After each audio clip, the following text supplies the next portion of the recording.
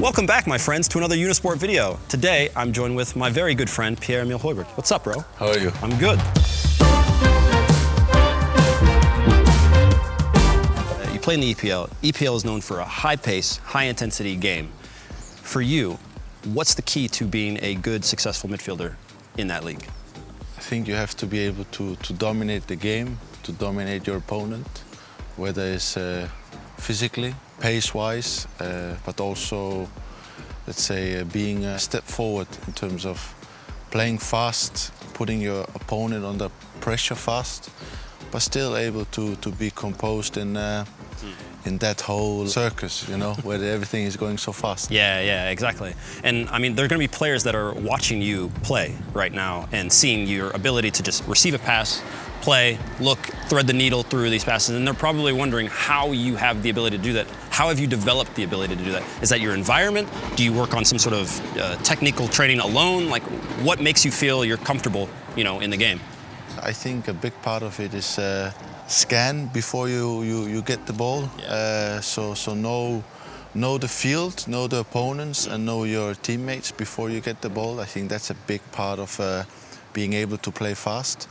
But also every day when you do small technical exercises, try to do them at a, let's say, match pace. Right. Even though it doesn't require big physical demands, but focus and technical wise, I think you have to be trying to put it at a match speed.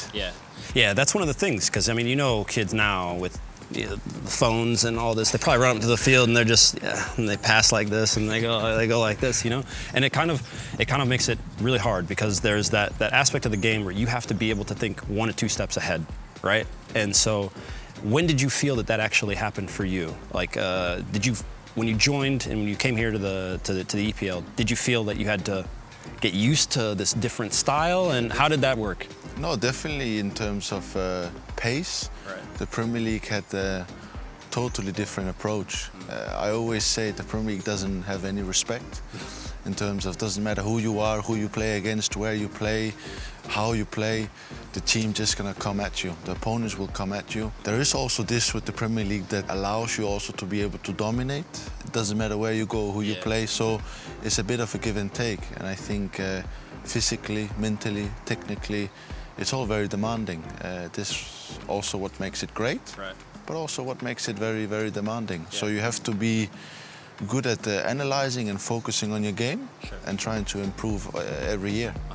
Do you do anything specifically for your game? Like, when you see yourself back, do you ever think, oh my God, what a ridiculous pass? I mean, we all make mistakes on the field, right? But like, do you ever think, or do you catch yourself, you notice patterns for yourself, and then once you notice that pattern, you think, all right, every time I'm in this situation, I gotta stop turning this way, or I'm turning with the ball too close to me, or I haven't got my head up in this situation? Yeah, I would say it's more sort of detailed wise. In every situation, let's say there comes a ball that goes through your line. So let's say you are here, the striker is there, and the pass goes directly to the striker. Even though you're not involved, you can somehow make space for him or create yourself as the third man. Right. So the first man play the second man, and you can make a movement to become the third man. Always trying to be in the flow and to be anticipating or proactive in terms of, okay, if I don't receive it here, can I receive it 10 meters higher up the pitch? Later. In terms of analyzing my own game, I think it was a lot of, you know, when you arrive in the last area of the pitch, offensively wise, to be able to have the composure to do the right pass with the right quality. You know, and not force anything, but also not, how you say, hesitate. Exactly, not playing too safe. Exactly. There's always that danger. And then also in the back, when you're trying to defend, to always stay on your feet, stay on the right side of your opponent, and not trying to get caught out, as we say in football language. But it's also something you learn with games in your pocket. Totally. And that's a mentality thing, and that comes from that just day and day. It becomes a habit, right? Yes. And once it's a habit, it's kind of hard to shut off, you know, in that sense. So maybe if you can think back before. Actually, I did some homework on you. I even called some of your youth coaches. You think I'm joking? I called Mads Davison.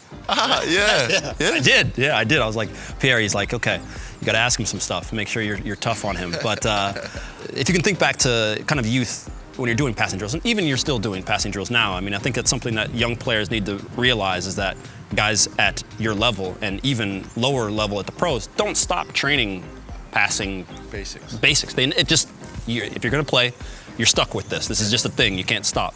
So do you have a passing drill maybe in your head? Do you have anything that you like to do? Whether it's crossbar challenging, just trying to ping balls. Do you have a drill that's maybe your favorite? I always like to, so if you kept, sometimes when you do keep-ups with each other or two-touch, you like to be not too far from each other. But I liked one where we were a bit further and you had to fire the ball into each other. So two-touch, but a straight ball. So the receive has to be good, but also the ball has to be good. Okay, yeah. So the ball doesn't go like this, but it goes more straight. And one I also like, obviously the crossbar challenge. It's nice. I always like, a bit of long balls, chest, try to keep it in the air, chest, But That's good. stuff like this to keep the first touch and the pass as well. All right, well, man, we appreciate it. Thank you very much, guys. You know exactly what to do. Look right down below. Check out all the stuff and links from us here at Unisport, and we will see you guys later. Peace.